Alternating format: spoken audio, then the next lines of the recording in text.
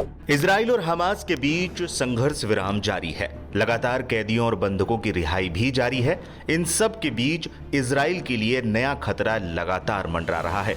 हाल के दिनों में कई घटनाक्रमों को देखें तो ईरान और इजराइल के बीच संघर्ष तेज होने के संकेत मिल रहे हैं।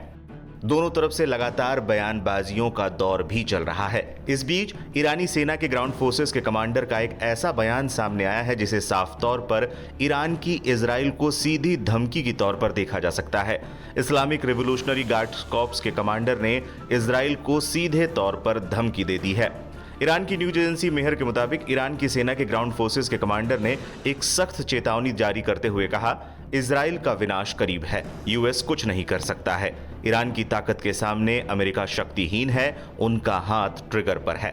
ईरान ज़ायोनी शासन को खत्म कर देगा। ईरानी सशस्त्र बल इस्लामी क्रांति के नेता के आदेश पर किसी भी आक्रामक यूनिट को तबाह करने के लिए पूरी तरह से तैयार है।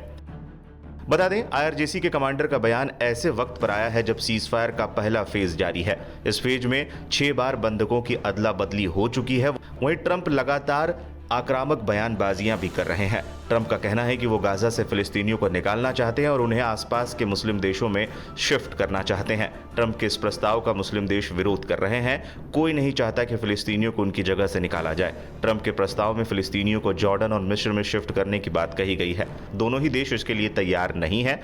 वहीं यूएई ने भी ट्रंप के इस प्लान को रिजेक्ट कर दिया है।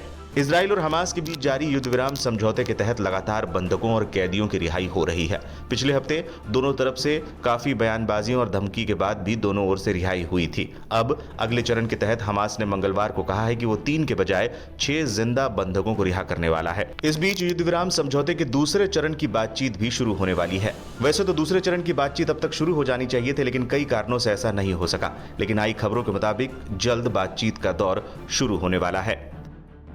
इजराइल की दूसरे फेज को लेकर बड़ी मांग।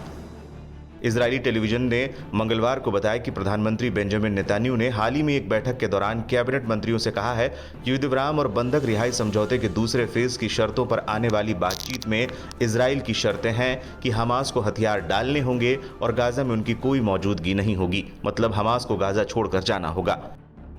इजराइल की मांग पर हमास की भी आई प्रतिक्रिया। हमास को हथियार डालने होंगे और गाजा में उनकी मौजूदगी नहीं होगी जैसी इजराइल की शर्तों पर हमास की भी प्रतिक्रिया सामने आई है। हमास ने सिरे से इजराइल की इस मांग को खारिज कर दिया और इसे एक तरह से हास्यास्पद बताया। आई खबरों के अनुसार हमास ने कहा है कि हथियार डालने का तो सवाल ही नहीं है। हालांकि समूह बातचीत के दौर को आगे बढ़ाने के पक्ष में है। कब शुरू होगी दूसरे चरण की बातचीत? वैसे तो दूसरे चरण की बातचीत 4 फरवरी को शुरू होनी थी। मिस्र और अमेरिका के साथ मिलकर मध्यस्थता कर रहे कतर की तरफ से कहा गया है कि बातचीत अभी तक आधिकारिक तौर पर शुरू नहीं हुई है, लेकिन अब दावा किया गया है कि शनिवार 22 फरवरी को 6 बंधकों की रिहाई के बाद मंगलवार 25 फरवरी से दूसरे चरण की बातचीत शुरू हो सकती है।